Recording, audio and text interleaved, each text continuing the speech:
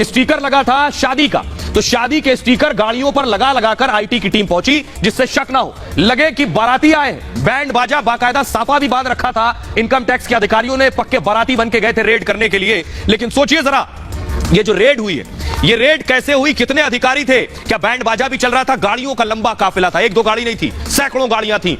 देखिए जरा, ये मैं आपको दिखा रहा हूं, ये देखिए, ये गाड़ियों का काफिला जा रहा है। आईटी की रेड ऐसे ही गाड़ियों के जरिए हुई है, बैंड बाजा बाकायदा, उसके बाद रेड। इसी तरह गाड़ियों में पोस्टर्स लगे थे शादी के, और इसके अंदर बैठी थी इनकम टैक्स की टीम। तो पहली बार फिल्मी स्टाइल में ये आईटी का छापा हुआ है, आपको बताऊं। और पूरी टीम ने बाराती बनकर शहर में एंट्री की, जालना में घुसे बाराती बनकर। छापेमारी को पूरी तरह से गुप्त और सीक्रेट रखा गया था, किसी को पता न चल पाए कैसे रेड हुई। छापेमारी को लेकर आईटी की टीम ने दो कोड वर्ड बनाए थे, दो कोड वर्ड थे इस रेड के। पहला कोड वर्ड था दुल्हन हम ले जाएंगे, और दूसरा कोड वर्ड था राहुल वेट्स अंजलि। ये जो पोस्टर लगे गाड़ियों में आप देख रहे हैं, इसमें लिखा है राहुल वेट्स अंजलि। यानी पूरी तैयारी थी, किसी को शक ना हो, सबको लगे एक बारात जा रही है, और बारात थी दरअसल आईटी की। राहुल वेट्स अंजलि की कार में टीम निकली, और गाड़ियों पर शादी के पोस्टर और स्टिकर चिपके हुए थे सभी गाड़ियों पर, ताकि ऐसा बिल्कुल ना लगे कि गाड़ियां शादी में जा रही हैं या रेड करने जा रही हैं। पूरी कार्रवाई में आईटी के 260, जी हां, ये जो गाड़ियां आप देख रहे हैं, 260 अधिकारी और कर्मचारी इस पूरी रेड में शामिल थे। मुझे लगता है अब तक की सबसे बड़ी रेड में से एक होगी, जिसमें 260 कर्मचारी लगाए गए हो रेड करने के लिए।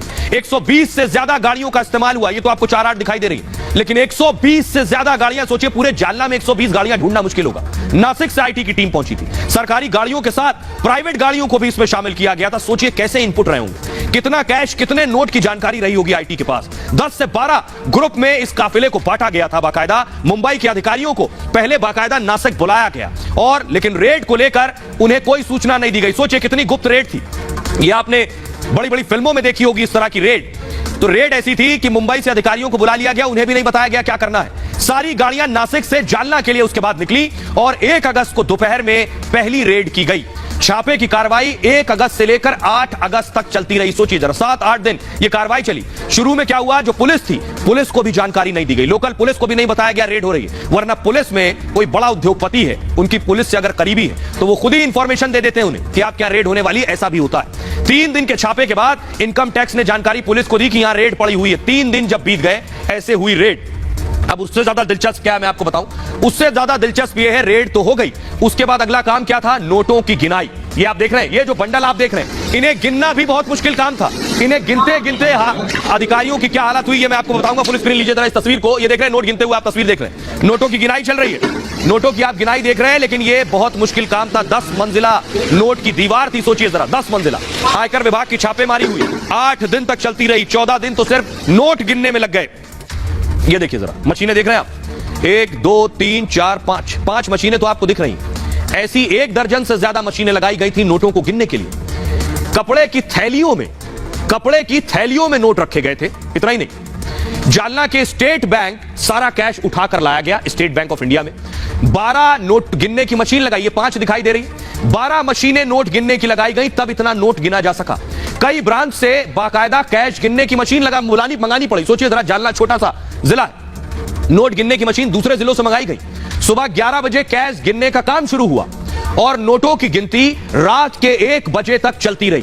11 बजे से रात 1 बजे तक नोट गिने जाते रहे, तब जब 12 मशीनें थी, 260 अधिकारी थे, कई कर्मचारियों को नोट गिनने में लगाया गया, और 13 घंटे से ज्यादा तक नोटों की गिनती चलती रही। इतना ही नहीं, कैश गिनते गिनते कुछ कर्मचारियों की तबीयत खराब हो गई। सोचिए, नोटों के अंबार के बीच में जब वो कैश गिन रहे थे, तो उनकी तबीयत खराब हो गई। लेकिन आइए अब आपको बताता हूं, ये काली कमाई जुटाई किसने, कौन है ये जो काली कमाई के धन कुबेर थे, जालना में छोटे से शहर में इतना नोटों का अंबार खड़ा रखा था। उनके बारे में भी जान लीजिए जरा, कहां से कैसे जुटाया ये पैसा उन्होंने। केंद्रीय जांच एजेंसियां सीबीआई, ईडी और इनकम टैक्स डिपार्टमेंट को किसी मामले की जांच के लिए छापा मारने का अधिकार होता है, तो जांच एजेंसी बेनामी संपत्ति को जब्त कर सकती है।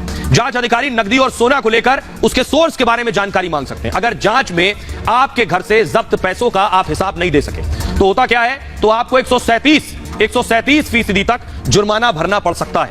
जांच एजेंसियां जो छापे मारती हैं, वो अलग अलग सूचनाओं पर आधारित होती है, इसलिए जरूरी नहीं एक आरोपी के यहां ही छापा मारा जाए, और बल्कि छापेमारी कई चरणों में हो सकती है। आपको बताते हैं कि महाराष्ट्र के जालना में ये जो छापेमारी हुई, किस किस कंपनी पर ये छापे मारे गए। दरअसल महाराष्ट्र का जालना जो है, ये स्टील कारोबार के लिए बहुत प्रसिद्ध है। आयकर विभाग की टीम ने स्टील और कपड़े कारोबारी के ठिकाने पर छापा मारा और इतना ही नहीं, रियल एस्टेट कारोबारी पर भी रेड की गई। श्रीराम स्टील और कालिका स्टील पर छापे मारे गए। फाइनेंसर विमल राज बोरा के ठिकाने पर रेड हुई। आयकर विभाग ने यहां भी छापा मारा। वहीं एक कोऑपरेटिव बैंक पर भी रेड की कार्रवाई हुई। इसके साथ ही डीलर प्रदीप बोरा के ठिकाने पर भी आयकर विभाग ने शिकंजा कस दिया। वहीं कंपनी के निदेशक के घर पे भी छापेमारी कर काला धन जब्त कर लिया गया। इसके साथ ही अधिकारियों के घर और कारखाने पर भी रेड मारी गई। दरअसल जितनी अवैध संपत्ति पाई जाती है उसका 3 गुना तक जुर्माना लग सकता है। इनकम टैक्स एक्ट 1961 के तहत आय से ज्यादा अगर संपत्ति जब्त हुई तो दोषियों को 4 साल से लेकर 10 साल तक की सजा का प्रावधान है। आइए अब मैं आपको बताऊं कि आखिर ये काली कमाई के कुबेर कौन थे, तो बता दिया, लेकिन इन पैसों का आखिर होगा क्या? ये पैसे कहां जाएंगे? 58 करोड़ तो केवल कैश है। देखिए जरा, ये आप देख रहे हैं ये झोले, इसमें कैश मिला है। ये कपड़े के झोले जो आप देख रहे हैं, गिनिए जरा लाइन से, 4 5 8 तो मुझे ही दिखाई दे रहे हैं यहां लंबा। ये देख रहे हैं 1 2 3 4 5 6 7 8 है नोट, उसके बावजूद आपको नजर आ रहा है। तो अब इस पैसे का होगा क्या? ये सारा कैश कहां जाएगा? ये कैश क्या इनकम टैक्स अपने पास रख लेगा या फिर इनकम टैक्स कोर्ट में जमा कर देगा, या इस कैश का कुछ और होता है? देखिए जरा, तो ये आप देख रहे हैं 58 करोड़ का आखिर होगा क्या, ये मैं आपको बताने जा रहा हूं। 58 करोड़ आईटी ने पकड़े। कैश में कितने नोट मिले, आईटी टीम बाकायदा एक पेपर पे लिखेगी कि इतना कैश मिला है। नोटों पर निशान है तो उसे सबूत के तौर पर रख लिया जाएगा। इसके अलावा ये नोट सबूत के तौर पर कोर्ट में पेश कर दिए जाएंगे कि ये वो नोट है और इसके बाद ये सबूत है। बाकी जो कैश है वो रिजर्व बैंक या एसबीआई में जमा करा देगी इस 58 करोड़ कैश को। यह पैसा केंद्र सरकार के खाते में जमा हो जाता है। कई मामलों में पैसा एजेंसियां अपने पास भी रख सकती हैं। कब तक? सुनवाई पूरी होने तक पैसा एजेंसी के पास रहता है और उसके बाद गहने जब्त होते हैं और उनका भी पंचनामा भरा जाता है। कितना सोना कितना चांदी बरामद हुआ इसकी भी बाकायदा जानकारी लिखी जाती है। ऐसा नहीं होता किसी को लगे कि अगर इतना कैश बरामद हुआ है तो एजेंसी कुछ अपने पास रख सकती है। एक एक नोट की डिटेल लिखी जाती है। 500 के कितने नोट थे, 2000 के कितने नोट थे, पूरी डिटेल लिखने के बाद जिसके घर से पैसा मिला उससे दस्तखत लिए जाते हैं, क्योंकि कल वो क्लेम करेगा कोर्ट में कि ये मेरा पैसा वैध है और इतना वैध है। वो आगे बताऊंगा आपको। जब्त किए गए सोने चांदी की कीमत भी उसमें लिखी जाती है बाकायदा। गहने और सोना चांदी सरकारी मालखाने में जमा कर दिया जाता है और यह होता है जो पैसा इकट्ठा हुआ है। लेकिन आपको याद होगा ये कोई पहली रेड नहीं है। तस्वीरें मैं आपको दिखाऊं, इस तरह की जो रेड है ये पहले भी पड़ती रही। इत्र कारोबारी के घर से कितना पैसा निकला था, उसके बाद इत्र कारोबारी की आपको बता दें कि जमानत हो गई है, फिलहाल जेल से बाहर आ गए। लेकिन पैसा क्या वापस भी मिलता है इन लोगों को? क्या ये जो पैसा पकड़ा गया है ये वापस हो जाता है? आपको बताता हूं, उत्तर प्रदेश में विधानसभा चुनाव से पहले आपको याद होगा कानपुर के इत्र कारोबारी पीयूष जैन के ठिकानों पर छापा मारा गया था। इत्र वाले मित्र की काली कमाई ने पूरे देश को हैरान कर दिया था। छापेमारी में उनके पास से 257 करोड़, जी हां ये तो 58 करोड़ है, वो 257 करोड़ कैश मिला था। 8 मशीनें 24 घंटे भी कैश नहीं गिन पाई थी। सोचिए, अलमारियों से लेकर तहखाने तक नोट ही नोट मिल रहे थे। दूर मत जाइए, कुछ हफ्ते पहले बंगाल की बात करते हैं। बंगाल में शिक्षा घोटाले में ईडी के एक्शन के बाद बंगाल में भी नोट मिले। तो सवाल ये, इस नोट का होता क्या? ममता सरकार में मंत्री रहे पार्थ चटर्जी की करीबी अर्पिता मुखर्जी के फ्लैट से 50 करोड़ से ज्यादा कैश बरामद हुआ। वहीं भोपाल में भी एक क्लर्क के घर छापेमारी में करोड़ों की संपत्ति बरामद हुई। छापे के बाद आरोपी ने फिनाइल तक पी लिया था, मैंने आपको बताया था। अब आपको बताते हैं ये पैसा क्या वापस इन्हें मिलता है जिनका है, या पूरा पैसा जब्त हो जाता है? आखिर कैसे इन छापों में जब्त पैसे को वापस पाया जा सकता है ये आपको बता रहा हूं। जो जब्त प्रॉपर्टी है, जब्त प्रॉपर्टी को कोर्ट में अवैध साबित करना होता है। ईडी और इनकम टैक्स को साबित करना होगा जो पैसा हमने जब्त किया है ये अवैध है, इलीगल है। अगर अवैध ना साबित हुआ, अवैध ना साबित होने पर प्रॉपर्टी खुद रिलीज हो जाती है।